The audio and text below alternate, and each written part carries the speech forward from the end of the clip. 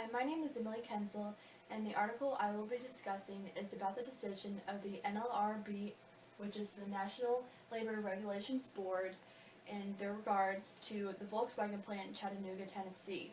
They have come to the decision that no federal labor laws were violated in 2013 at the plant by the UAW, which is United Auto Workers Group, or by Volkswagen Group of America. This article is published in the Times Free Press, which is located in Chattanooga, Tennessee, and was done by Mike Pear, entitled UAW, Volkswagen Didn't Violate Labor Laws in Chattanooga, NLRB says. Worker complaints were filed last year during the union's organization efforts within the plant, which caused the investigation. The complaint was by 8 workers claiming that the UAW made them forfeit employee rights within the UAW's car campaign.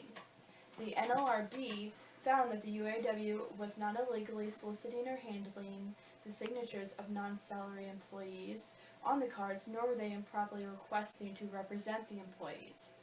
The Volkswagen Group of America also did not violate any laws during these events, neither by helping the UAW or illegally threatening to change worker conditions in the future at the plant based on employee selection for representation. In response to this decision, Volkswagen said, "We wish to reiterate that as a general principle, Volkswagen supports the right of employees to representation at all its plants and is in favor of good cooperation within the trade union or unions represented at its plants." Mark Mix, who is the president for National Right to Work Foundation, who represented the workers during this trial, was disappointed by the decision and commented on a previous and similar event that occurred at Boeing several years ago. As we saw with the union claim against Boeing just a few years ago, if VW management was discouraging workers from rejecting UAW representation with threats, there is little question that the NLRB prosecution would have already begun at the UAW's behest. Mr. Mix also commented that it's becoming clear that the NLRB holds intimidation aimed at individual workers to a lesser standard regardless. We plan to continue to assist VW workers in their fight to choose their own representation, without coercion from the UAW or Volkswagen management. Based on this article, it is apparent that the current goal for all parties involved is to create a works council at the plant as a mediator between the workers and the management. Future organization, according to Volkswagen, will be based on a German influence and probably still go through UAW since, as of July 2013, they had the majority vote still with workers within the plant to be represented by them. This article shows that it is important to have good communication within the workplace.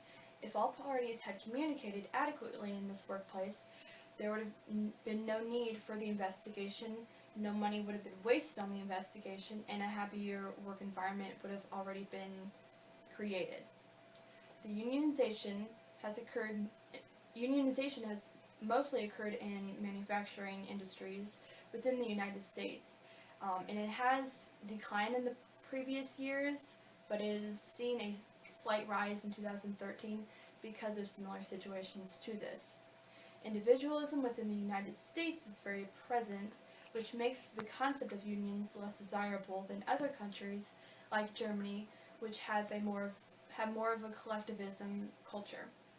These workers are showing uncertainty avoidance with wanting to unionize, to create worker contracts for labor divided to protect their jobs, and to decrease the power difference by having a singular voice when communicating with management. Equity theory is shown here and is becoming prevalent within the business world, and unions allow for greater equity or fairness between workers due to the single contract signed by all individuals within the group.